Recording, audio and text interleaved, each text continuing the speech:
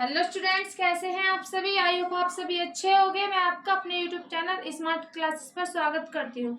आइए आज हम क्लास 10th के मैथ के फर्स्ट चैप्टर वास्तविक संख्याएं की एक्सरसाइज सेकंड पढ़ेंगे। इससे पिछली वीडियो में हमने एक्सरसाइज फर्स्ट कंप्लीट करा दी। जिन बच्चों ने एक्सरसाइज फर्स्ट नहीं की है, पहले आप फर्स्ट एक्सरसाइज कंप्लीट कीजिए, जो उसके आगे फिर हम एक्सरसाइज सेकंड करेंगे, क्योंकि सेकंड एक्सरसाइज करने के लिए पहले फर्स्ट एक्सरसाइज आपको पढ़नी होगी। उसी से रिलेटेड इसी में क्वेश्चन पूछे गए हैं।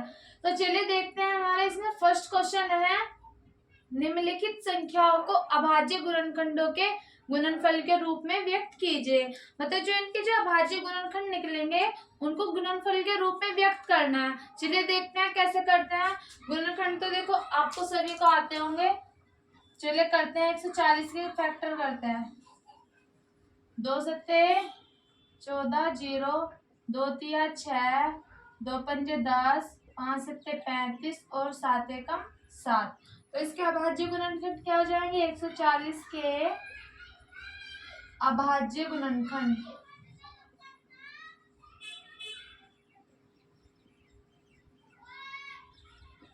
क्या हो जाएंगे? 2 गुना 2 गुना 5 गुना 7। तो देखो एक जो संख्या होती है ना, गुना में जो संख्या होती है, एक जैसी जो संख्या होती है, उन गुना में उनकी घातें जुड़ जाती हैं। तो इसके 2 के पास भी एक है, इस वाले 2 के पास भी एक है। दोनों संख्या एक जैसी हैं और गुना में क्या घातें जुड़ती हैं। तो 2 की पावर क्या हो जाएगी? 2 गुना 5 और गुना 7। तो यही बोला था इसमें कि जो गुणनखंड है उनको गुणनफल के रूप में व्यक्त करना है। तो हमने कर दिया। 140 के गुणनखंड क्या निकले हैं? 2 गुना 2 गुना 5 गुना 7। इनको गुणनफल के रूप में भी लिख दिया, ठीक है। और ये जो 2 की पावर स्क्वायर, ये जो स्क्वायर आ रहा है देखो इसलिए आया क्योंकि गुना में जो है ना घातें जुड़ती हैं। तो इस जो सेम घातें होंगी, मतलब जो सेम पूर्णांक होंगे उनकी घातें जुड़ जाएंगी आपस में। तो इसके पास भी एक है और इसके पास भी एक है, इसलिए इसकी 2 की पावर 2। इनकी गुना करके देखना, आपको ये मिल जाएगा। चलिए इसका सेकंड पार्ट करते हैं। सेकंड पार्ट है इसका 156।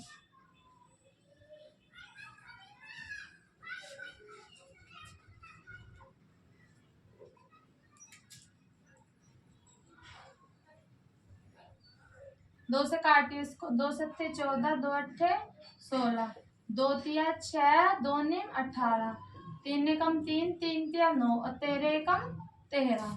अभाज्य गुणनखंड क्या हो जाएंगे इसके?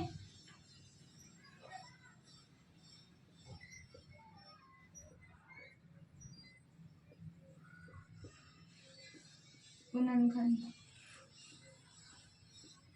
2 गुना 2 गुना 3 गुना 13।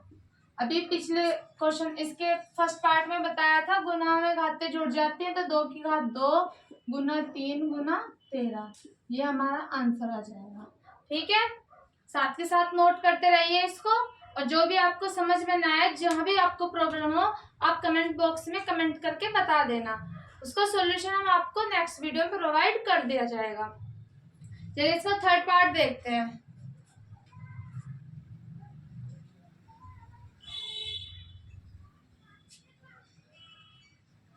थर्ड पार्ट है इसका 3825।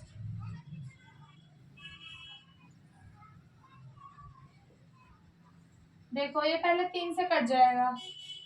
3 एकम 3, 3 दूनी 6, 3 सत्ते 21, 3 पंजे 15, 3 चौक 12, 3 दूनी 6 और 3 पंजे 15। अब ये 5 से कट जाएगा। 5 अट्ठे 40, बचा 2, 5 पंजे 25। फिर 5 से काटो, 5 एकम 5, कितना बचा इधर? 3, 5 सत्ते 35, 17 17 से कटता है। 17 एकम 17। तो 38 25 के अभाज्य गुणनखंड क्या आ जाएंगे?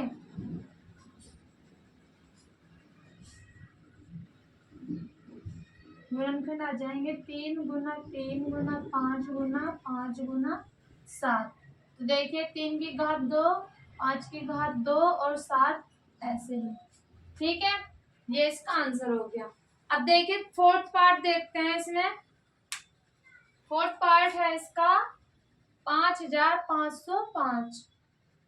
सॉरी 5005।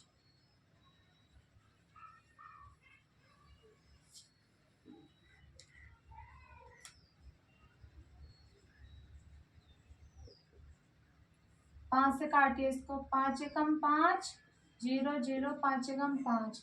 अब कितने से कट जाएगा? 7 से। 7 एकम 7, गए 3 इधर, 7 चौक 28, बचे 2, 7 तिया 21। फिर 7 से काट दो इसको। देखो 7 से नहीं कटेगा, 11 से कटेगा। 11 एकम 11, 11 तिया 33, फिर 13 एकम 13। अब भाज्य गुणनखंड क्या हो जाएंगे इसके?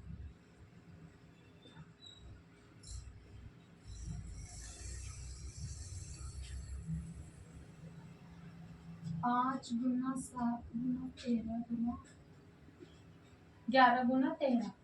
तो ये इसमें तो कोई भी कॉमन नहीं आ रहा, ये इसका भाज्य गुणनखंड आ जाएंगे। ठीक, इसका फिफ्थ पार्ट है 7429। चलिए देखते हैं उसको भी। 7429। 2 तिया 6, 2 से नहीं, 2 से तो कटेगा नहीं, पीछे विषम संख्या है। देखो जिन संख्याओं में इकाई अंक विषम संख्या होता है तो वो 2 से नहीं कटती है। हमने संख्याओं के प्रकार पढ़ाए थे फर्स्ट वीडियो में। जिन बच्चों ने संख्या नहीं पढ़ी है, संख्याओं का ज्ञान नहीं है जिन बच्चों को, तो आप उस वीडियो को देख लीजिए। उसमें आपको अनेक प्रकार की संख्याएं मिलेंगी, संख्या के प्रकार मिलेंगे, उनकी परिभाषाएं मिलेंगी और उसके एग्जाम्पल मिलेंगे। आपको सब समझ में आ जाएगा कि सम संख्या कौन सी है, किससे कटती है, विषम संख्याएं, परिमेय अपरिमेय सब संख्या दी है उसमें। तो आप उस वीडियो को देख लीजिए और आपको अच्छे से संख्याएं समझ आ जाएंगी। तो चलिए अब देखते हैं इसको कितने से काटेंगे। ये कटेगा सबसे पहले 7 से, सॉरी 17 से। 17 एकम 17, 17 दूनी 34, 17 चौका 68। इधर बचे कितने? 6, 7 तिया 51, 17 चौका 68 ज्यादा हो जाएगा, 62 हो गए, 17 तिया 51। इधर बचे 11, 17 सत्ते 119। फिर कट जाएगा ये 19 से, 19 दूनी 38, 5 गया 19 थे 57, फिर 23 से कटेगा, 23 से कम 23। इसके अभाज्य गुणनखंड क्या आ जाएंगे?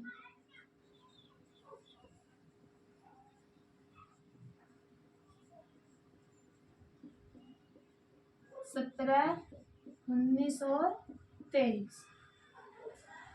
ये इसका आंसर आ जाएगा। ठीक है, अच्छे से समझ आ गया होगा आपको। चलिए इसका सेकंड क्वेश्चन देखते हैं। सेकंड क्वेश्चन में हमें इसके एचसीएफ निकालने हैं। देखिए सेकंड क्वेश्चन है, पूर्णांकों के निम्नलिखित युग्मों के एचसीएफ और एलसीएम ज्ञात कीजिए। युग्म का मतलब जो हमें जो संख्या दी हुई है, इनके हमें पहले एचसीएफ निकालना है और इनका एलसीएम निकालना है। फिर हमें क्या करना है, इनकी जांच भी करनी है। कि क्या जांच करना है? कि दो संख्याओं का गुणनफल, मतलब कि जो हमें संख्या दी है, इन दोनों संख्याओं का गुणनफल बराबर किसके होने चाहिए? उनके एलसीएम और एचसीएफ के गुणनफल के बराबर होना चाहिए। मतलब कि जो इन संख्या के एलसीएम और एचसीएफ निकलेंगे, उन दोनों गुणनफल के बराबर इन दोनों संख्याओं के गुणनफल के बराबर होना चाहिए। तो चलिए देखते हैं, आता है गुणनफल इन दोनों के बराबर या नहीं आता है। चलिए पहले इनका एचसीएफ और पहले इनके गुणनखंड करेंगे, फिर हम इनके एचसीएफ और एलसीएम निकालेंगे। तो 26 देखो, 2 एकम 2, 2 तिया 6, 13 एकम 13। 91 के देखो, 91 किससे कटेगा? 91 कटेगा हमारा 7 से। 7 एकम 7, 7 तिया 21, फिर किससे कट जाएगा? 13 एकम 13। 26 के अभाज्य गुणनखंड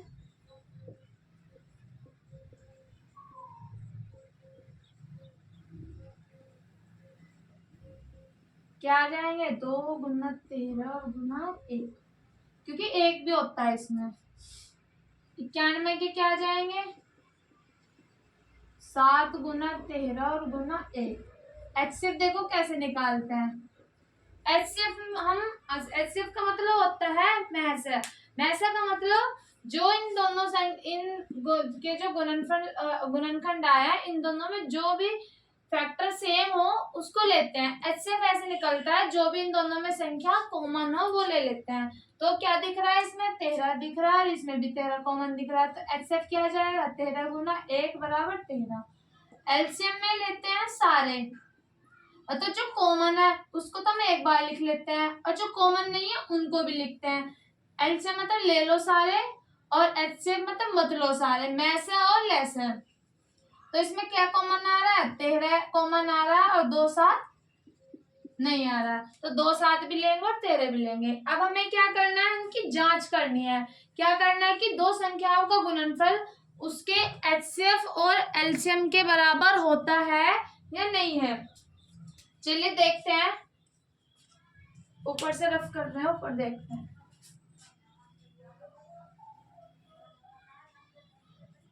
देखो ये हमारा ये वाला फॉर्मूला तो लिखा हुआ है, दो संख्याओं का गुणनफल क्या निकालना, उनके एलसीएम और एचसीएफ के बराबर निकालना है।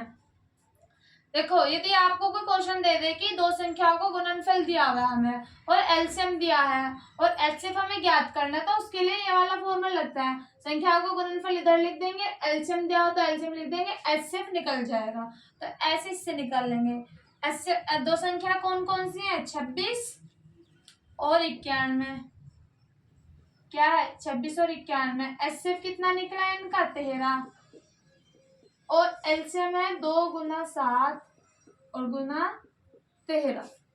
ठीक है, अब इन दोनों की गुना करके देखिए क्या आता है। देखो गुना करने पर आएगा 2366 और इसकी गुना करने पर भी 2366 ही आएगा। आप रफ पे करके देख लेना, मैंने डायरेक्ट लिख दिया है क्योंकि मुझे तो पता है, आप एक बार फिर भी करके देख लेना। ये क्या आ गया आंसर। तो आगे दोनों संख्याओं का गुणनफल उनके एचसीएफ और एलसीएम के बराबर। ठीक है, चलिए इसका सेकंड पार्ट करते हैं। सेकंड पार्ट है, नोट कर लीजिए इसको साथ के साथ।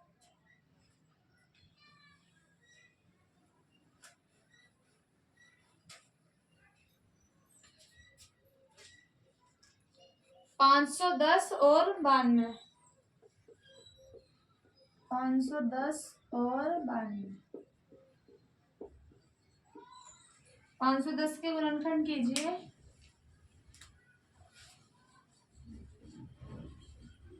देखो 2 से कट जाएगा, 2 दूनी 4, इधर 2 पंजे 10, इधर 2 पंजे 10, फिर 3 अठे 24 और 3 पंजे 15, फिर 5 से काट दो, 5 एकम 5 और 5 सत्ते 35, 17 एकम 17। देखो 92 किससे कटेगा 2 से कट जाएगा, 2 चौक 8, 2 छक 12, 2 दूनी 4, 2 तिया 6, 23 23 से कटता है, 23 एकम 23। 510 के गुणनखंड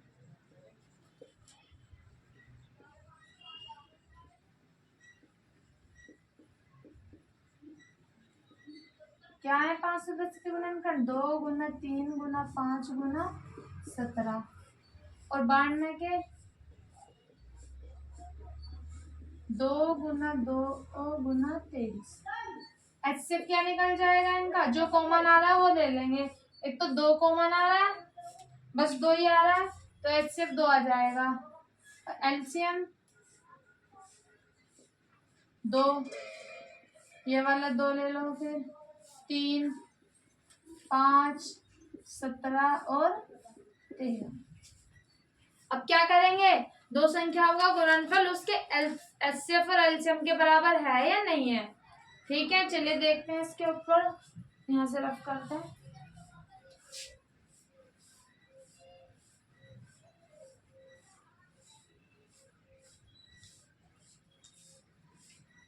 देखो दो संख्या कौन कौन सी है 510 गुना 92, किसके बराबर निकालना है एचसीएफ और एलसीएम के।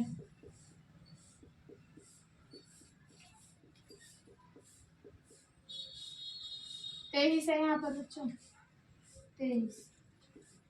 तो इन दोनों की गुना करके देखो क्या आएगा। ये इनकी जांच है, यहाँ जांच लिख लेना, जांच।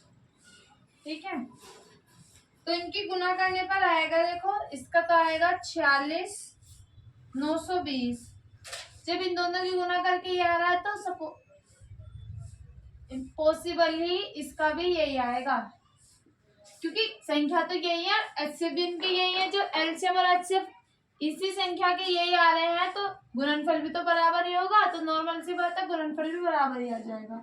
ये आंसर आ जाएगा। ठीक है, अब इसका थर्ड पार्ट देखते हैं हम। थर्ड पार्ट में कौन सी डिजिट दी है।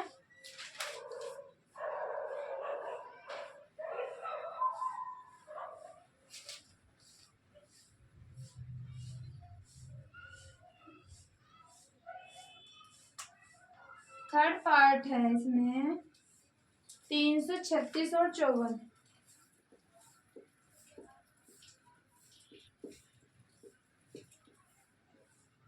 गुणनफल कीजिए इसके।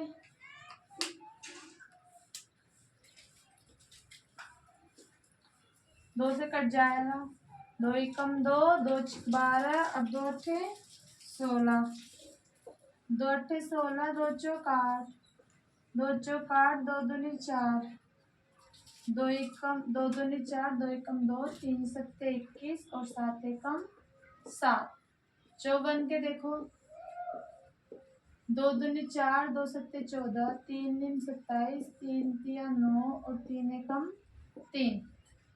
336 के गुणनखंड।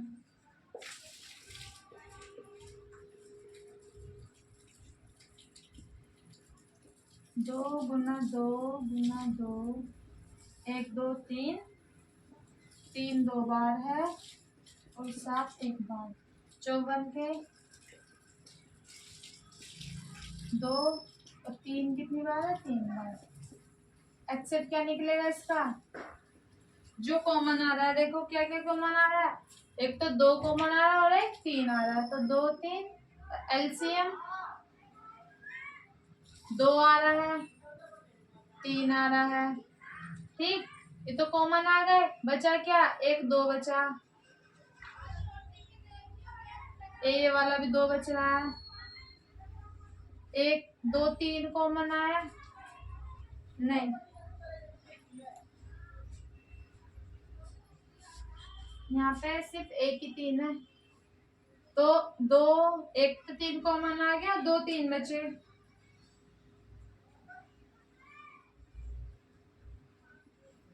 और क्या बचा हमारा, 7 बचा। ठीक है, अब इसका हम इनकी जांच करते हैं। अब इनकी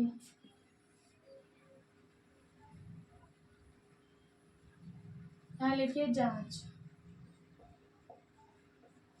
दो संख्याओं का गुणनफल 336 की गुना 54 में करेंगे और इनका एचसीएफ क्या है हमारा, 2 गुना 3, एलसीएम 2 गुना 3 गुना 2 गुना 2 गुना 3 गुना 3 गुना 7।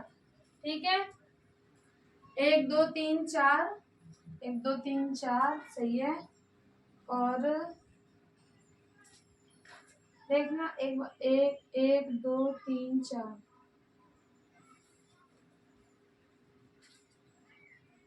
1 3 फिर 2 3 3, 1 2 और बच रहा है अभी 4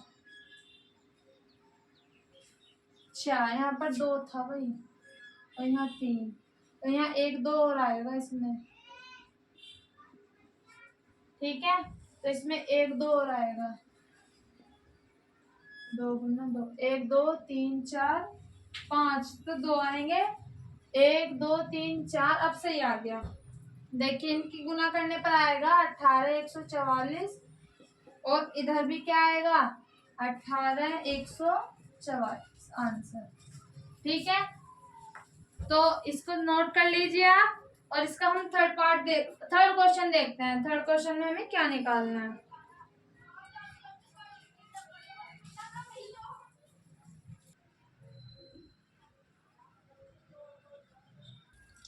देखिए थर्ड क्वेश्चन है हमारा, भाज्य गुणनखंडन विधि द्वारा निम्नलिखित पूर्णांकों के क्या ज्ञात करने में। एक तो एचसीएफ और क्या निकालना है, एलसीएम ज्ञात करना है। बस क्या करना है, हमें एचसीएफ और एलसीएम निकालना। कौन सी विधि से, अभाज्य गुणनखंडन विधि से। चलिए देखते हैं कैसे निकालेंगे इसका। देखो 12 के फैक्टर करते हैं तो 2 12, 2 तिया 6 और 3 एकम 3। फिर 15 के निकालो, 3 पंजे 15, 5 एकम 5, 21 के 3 सत्ते 21 और 7 एकम 7। अभाज्य गुणनखंड लिखिए 12 के।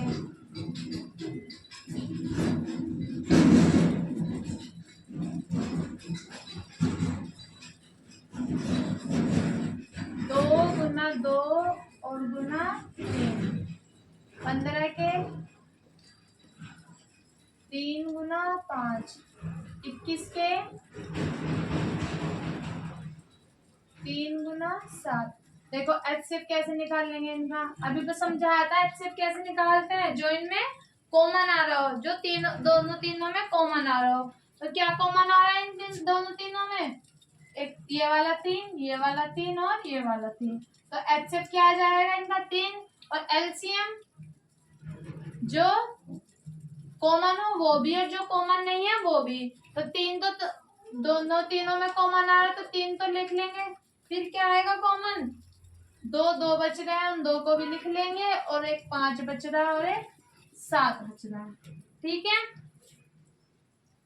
ये निकल गए हमारे HCF और LCM। तो यही बोला था हमारे इस क्वेश्चन में कि अभाज्य गुणनखंडन विधि द्वारा निम्नलिखित पूर्णांकों के HCF और LCM ज्ञात कीजिए। तो हमने HCF भी निकाल दिया और LCM भी निकाल दिया। ठीक है, वो भी कौन सी विधि से, गुणनखंडन विधि से। ठीक है, चलिए इसका सेकंड पार्ट देखते हैं। सेकंड पार्ट में कौन सी डिजिट दी है देखते हैं, 17, 23 और 29।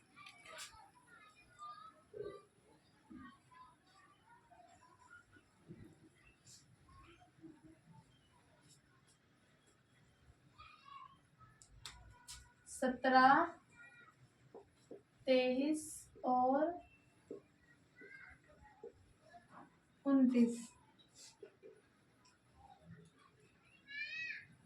निकालते हैं इसके गुणनखंड। 17 के 17 तो 17 से कटेगा, 23 भी 23 से कटेगा, तो बड़ा आसान सा है क्वेश्चन। और 29 से 17 के अभाज्य गुणनखंड,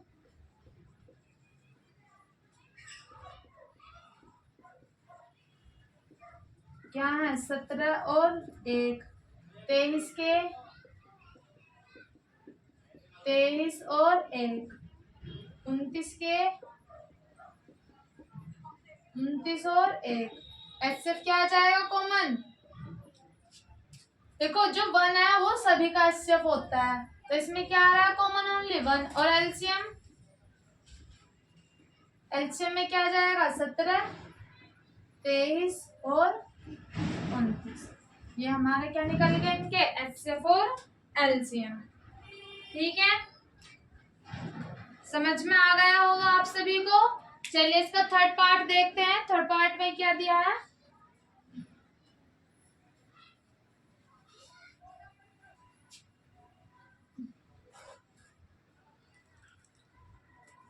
थर्ड पार्ट है 8, 9, 25। 8, 9 और 25 निकालिए इनके गुणनखंड। 2 चौक 8, 2 दूनी 4 और 2 एकम 2। 9 किससे कटेगा, 3 से, 3 तिया 9 और 3 एकम 3, 25। 5 से 5 पंजे 25 और 5 एकम 5। 8 के गुणनखंड,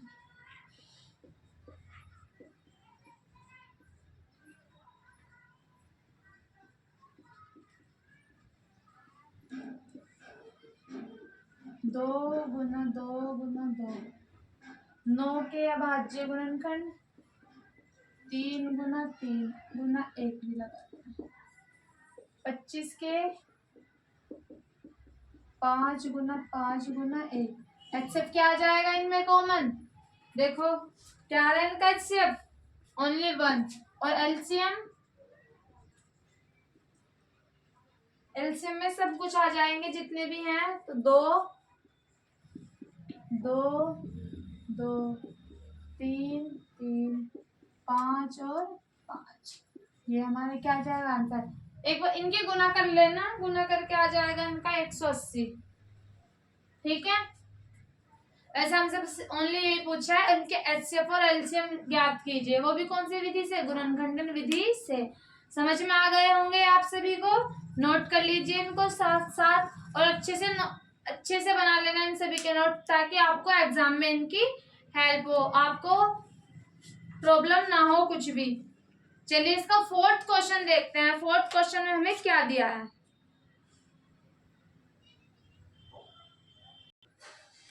चलिए क्वेश्चन फोर्थ देखते हैं। देखो फोर्थ क्वेश्चन में हमें एचसीएफ दिया है।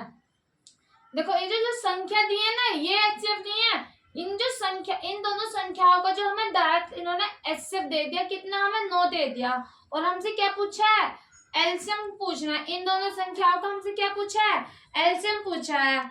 तो अभी हमने थर्ड क्वेश्चन में ही पढ़ा है अभी कि दो संख्याओं का गुणनफल उसके एलसीएम और एचसीएफ के गुणनफल के बराबर होता है।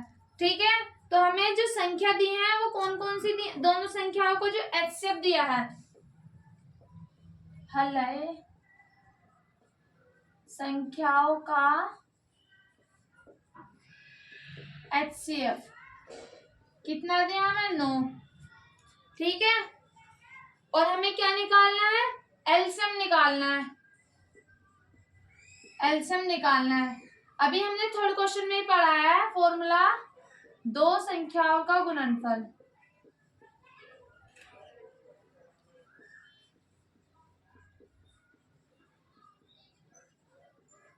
किसके बराबर होता है, उनके एचसीएफ और एलसीएम के गुणनफल के बराबर होता है।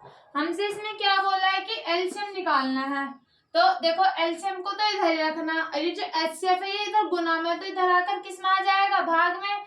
तो सीधा सीधा लिख लेना है एलसीएम बराबर दो संख्याओं का गुणनफल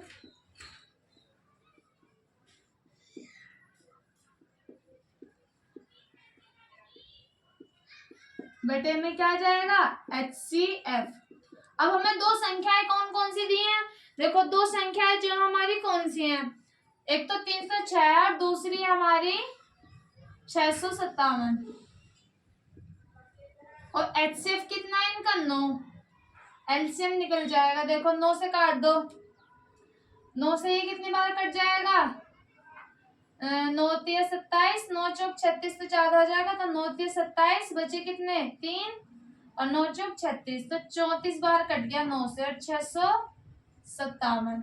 तो इन दोनों की आपस में गुना कर लेना, तो गुना करने पर आ जाएगा एलसीएम, एलसीएम आ जाएगा 22,388। ठीक है, एलसीएम पूछा था, क्या निकाल दिया हमने, एलसीएम ही निकाल दिया। ठीक है, ये वाला फॉर्मूला याद रखना, इसी से निकलेगा, दो संख्या दी हो और उनका गुणनफल दिया हो, एलसीएम पूछो या एचसीएफ ज्ञात करना, कुछ भी ज्ञात करना, तो इसी से निकलेगा। चलिए नोट कर लीजिए इसको साथ के साथ जल्दी से, फिर हम इसका नेक्स्ट क्वेश्चन फिफ्थ देखते हैं। फिफ्थ में हमें क्या दिया है,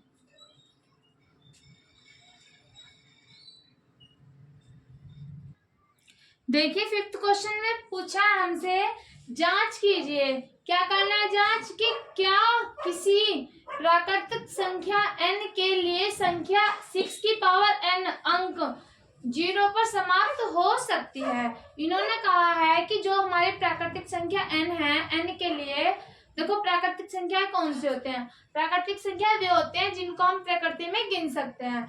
ठीक है, और भी जो इसकी जो संख्या है ना, इनकी परिभाषा हमने फर्स्ट वीडियो में आपको करा दी थी।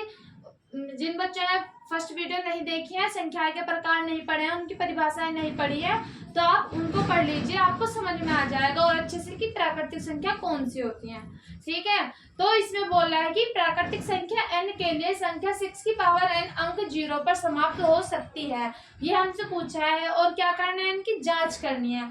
तो देखो एक बात समझो, यदि कोई संख्या 0 पर समाप्त होना चाहती है ना, तो उसके गुणनफल जो गुणनखंड होता है, अभाज्य गुणनखंड, उसमें जो उनके जो गुणनखंड आएंगे उसमें एक बार या तो 2 आना चाहिए या क्या आना चाहिए, 5। चलिए देखते हैं, इसका सॉल्यूशन करते हैं, जब आपको अच्छे से समझ में आ जाएगा। सॉल्यूशन है इसका इसमें हमें लिखना पड़ेगा, यदि कोई संख्या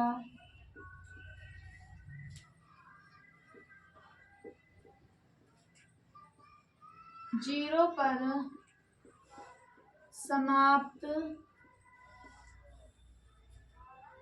होना चाहती है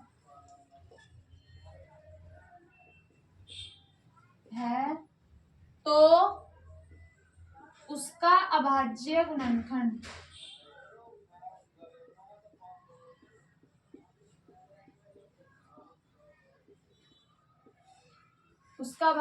गुणनखंड में कम से कम एक बार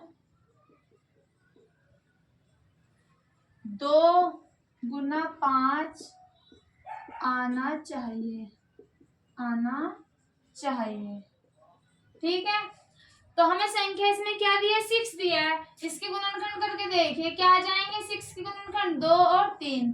तो इसके गुणनखंड में ना तो 2 × 5 तो आया नहीं, तो ये 0 पर तो समाप्त होगी नहीं, तो लिख दीजिए 6 का गुणनखंड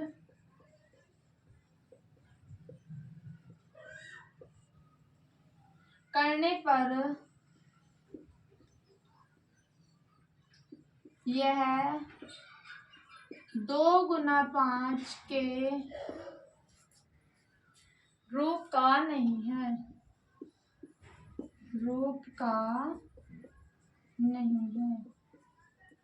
ठीक है। आए नहीं 2 × 5 के रूप में, 2 × 3 के रूप में आ रहा है, तो क्या जाएगा, अर्थात यह कभी 0 पर समाप्त नहीं हो सकता।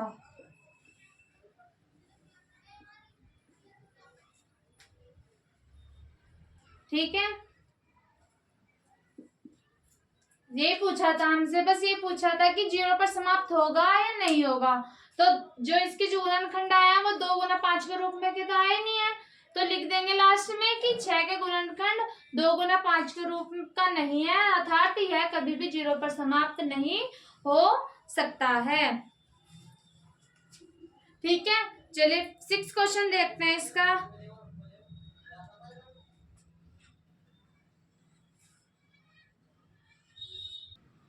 देखिए 6 क्वेश्चन है हमारा, इसमें पूछा है व्याख्या कीजिए कि ये संख्या दी है 7 × 11 × 13 प्लस के 13 और 7 × 6 5 × 4 × 3 × 2 × 1 प्लस के 5 भाज्य संख्या क्यों है। हमसे पूछा है भाज्य संख्या क्यों है। देखो ये जो संख्या है भाज्य अभाज्य ये सब मैंने पहले ही आपको पढ़ा दिया है, फर्स्ट वीडियो में सभी संख्या के बारे में उनकी परिभाषा भी बताई है विद एग्जाम्पल के साथ, तो उसमें जाकर पढ़ लेना भाज्य संख्याएं कौन सी होती हैं। ठीक है, फिर भी मैं आपको एक्सप्लेन करके बता रही हूँ। भाज्य संख्या वे होती है जो खुद से भी कटे, ठीक है, और एक से भी कटे और अपने आप के अलावा किसी और अन्य संख्या से भी कटे, तो वे संख्या कौन सी होती है, भाज्य संख्या होते हैं।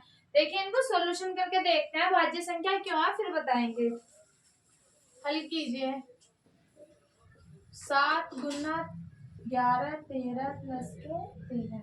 देखिए ये सब गुना में और ये प्लस में है, इसमें से हमारा 13 कॉमन आ जाएगा, तो इधर क्या बचेगा 7, इधर गुना 11, 13 तो बाहर आ गया, प्लस के यहाँ क्या बचा 1, इन सबको जोड़िए 11 7 77 और 1, तो 13 की गुना 78 में करेंगे तो गुना करने पर आ जाएगा हमारा 1014। तो देखो ये 2 से भी कट जाएगा, खुद से भी, 2 के अलावा और बहुत सारी संख्याओं से कट जाएगी, तो ये कैसे जाएगी, अभाज्य है, भाज्य संख्या है।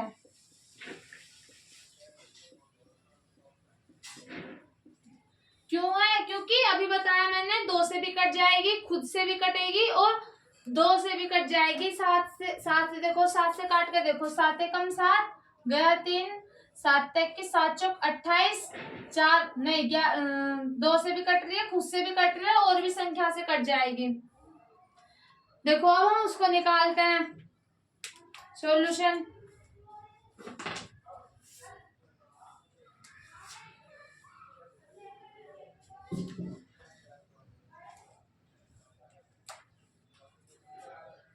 7 6 5 4 3 2 और 1 प्लस के 5, क्या कॉमन आ रहा है? 5 कॉमन ले लेंगे तो 7 गुना 6 गुना 4 गुना 2 गुना 1 प्लस के 1।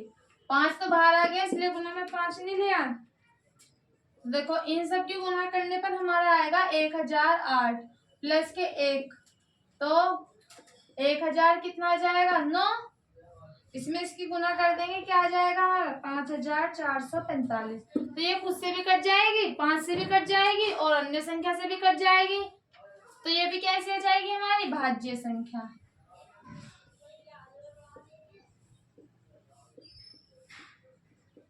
ठीक, इसका लास्ट क्वेश्चन है, उसको भी देखिए। चलिए इसमें देखते हैं क्या पूछा है।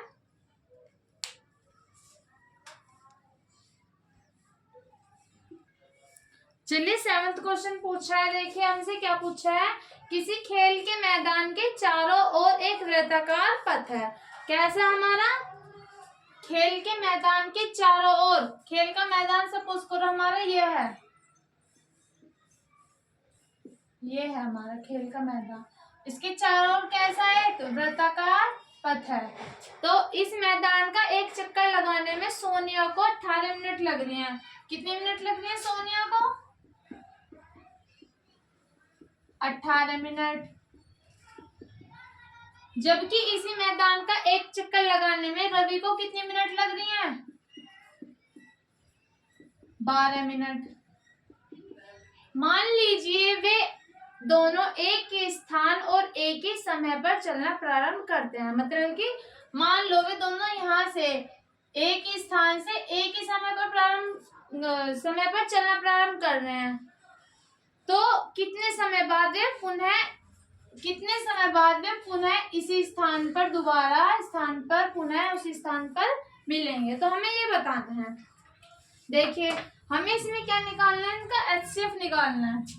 तो 18 का फैक्टर कीजिए, 2 से काट दो, 2 नीम 18, 3 तिया 9 और 3 एकम 3। ठीक है, 12 के निकालो तो 2 छिक 12, 2 तिया 6 और 3 एकम 3। ठीक है, इनके गुणनफल इनके 18 के गुणनफल क्या आ जाएंगे? 2 3 और 3।